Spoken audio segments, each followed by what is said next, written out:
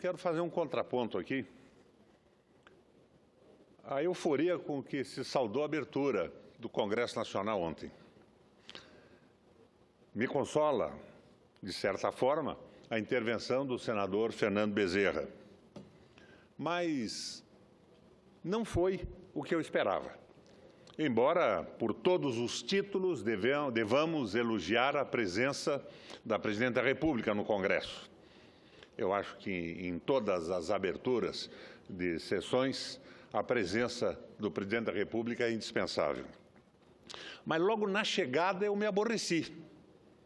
Cheguei no carro oficial, com camisa de gravata, paletó, coisas cujo uso já me irrita, e fui barrado pela Polícia Federal. Me informava um agente: não pode entrar ninguém pela frente aqui, é uma ordem de meus superiores. Mas eu sou senador e quero ir ao Senado. Não, a ordem que eu tenho é que não pode entrar. A minha irritação foi enorme, dei a volta e entrei por trás. Você veja o tipo de constrangimento da besteira, da imbecilidade de barrar a entrada de senadores na abertura do Congresso pela porta da frente. Mas, depois disso, eu participei da abertura e quero fazer algumas considerações, inclusive a respeito da pauta bomba proclamada pelo senador Renan Calheiros. A presidenta Dilma, no discurso de abertura, fez um apelo à unidade para que o país supere a crise e volte a crescer. Mas não fez nenhuma referência ao fato de que deixou de sancionar a auditoria da dívida externa e que nós estamos sendo engolidos pelos juros que engolem 45% da Receita Nacional. Logo a seguir, falou o presidente do Senado, Renan Calheiros. Sob o meu ponto de vista, um discurso aterrorizante. A pauta de trabalho que o presidente do Senado anunciou para esse ano é de causar calafrios em qualquer cidadão brasileiro minimamente preocupado com os destinos da nação. O presidente do Senado quer entregar o Banco Central para o mercado, para o capital financeiro, para o uso dos especuladores. O presidente quer tornar o Banco Central independente do Brasil, do nosso povo, dos interesses nacionais, independente do desenvolvimento nacional. Numa palavra, deixa que o Banco Central seja dependente do capital vadio, da jogatina financeira e dos rentistas. Por que, então, eleger o presidente da República, deputados e senadores, se o Banco Central, na intenção do presidente do Senado, vai seguir uma política econômica própria, divorciada, distante da vontade da nação, não dando a mínima para o presidente da República e para o Congresso? Banco Central independente é ditadura do dinheiro, dos juros, da agiotagem sobre o nosso país e sobre o nosso povo.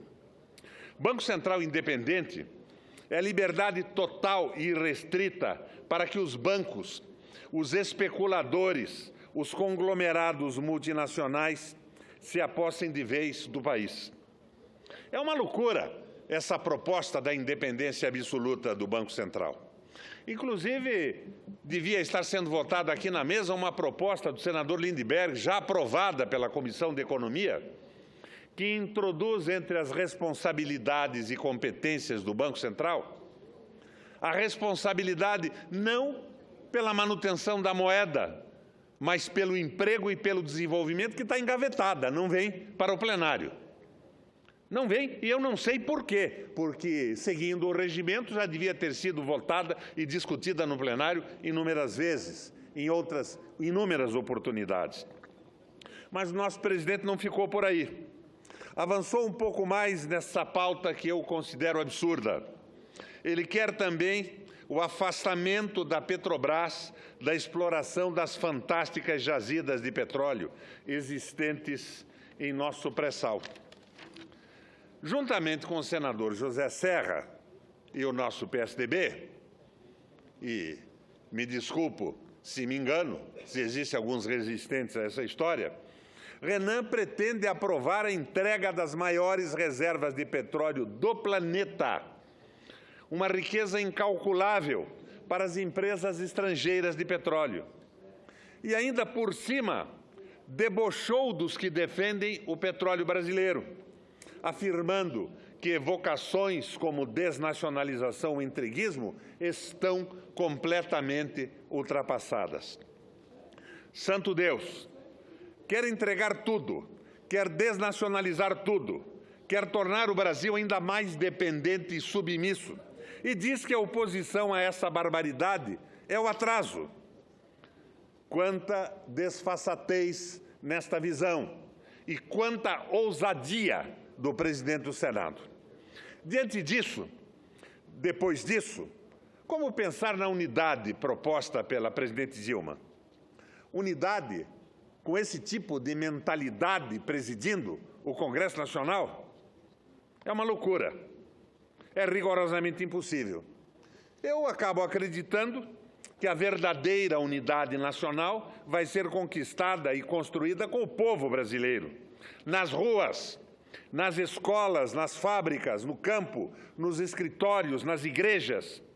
Uma unidade em cima do nacionalismo, do amor pelo Brasil, da soberania nacional, mas fundamentalmente em cima da fraternidade e da solidariedade.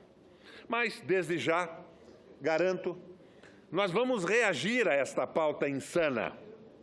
Temos aqui no Senado, e eu não tenho mais dúvida disso, um forte grupo de parlamentares progressistas e nacionalistas.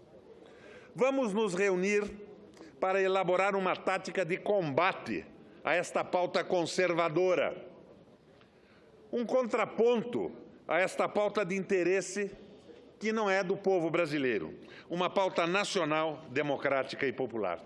Mas o nosso presidente não ficou nisso.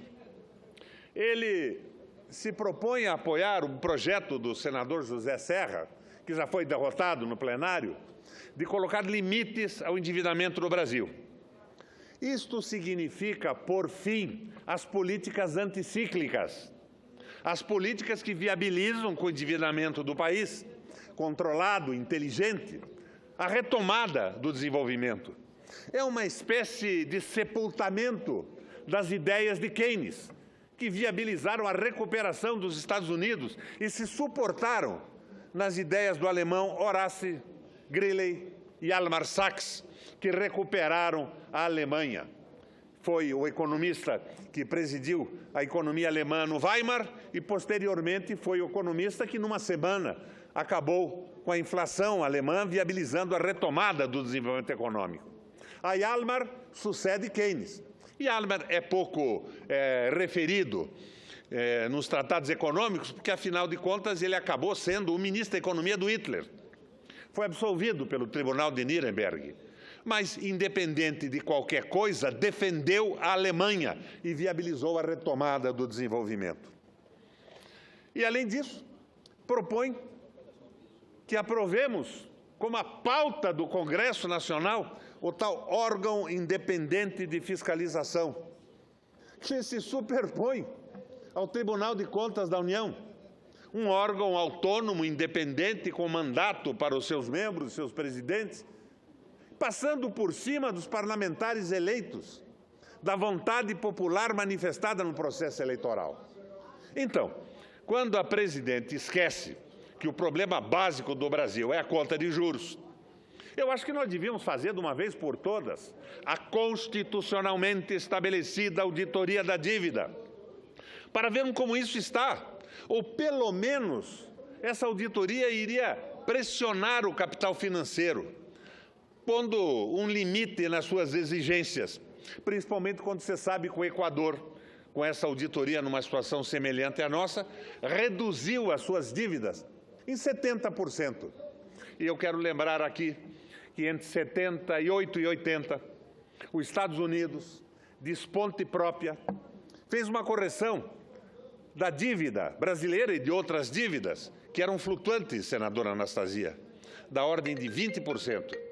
Se esse 20%, por exemplo, não tivesse existido, o Brasil já teria pagado algumas vezes a dívida externa.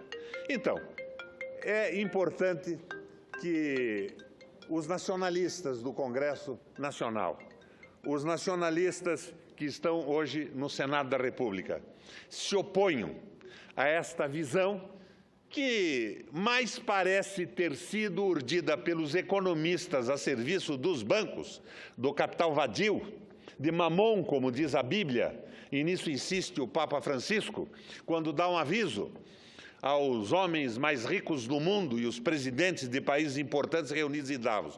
O capital é bom quando dá emprego, monta uma planta industrial, produz bens e serviços e viabiliza a vida em sociedade. Mas o capital não pode comandar o mundo, e muito menos ao Brasil. Eu diria ao meu amigo presidente Renan, não se pode servir a dois senhores, não se pode servir a Deus e a mamon. E principalmente nós que somos parlamentares eleitos pelo voto popular, temos que ter a preocupação com o emprego, com o desenvolvimento, com o bem-estar de nosso povo e de nossa gente. Era o que eu queria fazer, desta forma breve, um contraponto à euforia. A euforia que eu não sei de onde veio, porque o discurso da nossa presidente, ao lado da sua presença simpática, necessária e importante, não se referiu à dívida, não se referiu ao capital financeiro e repete o discurso do Levi, que já deixou o Ministério. É o discurso da austeridade e dos cortes na Previdência Social, apenas e tão somente. Aproveitei essa minha primeira intervenção no plenário do Senado para estabelecer esse contraponto e convocar os parlamentares com uma visão nacionalista.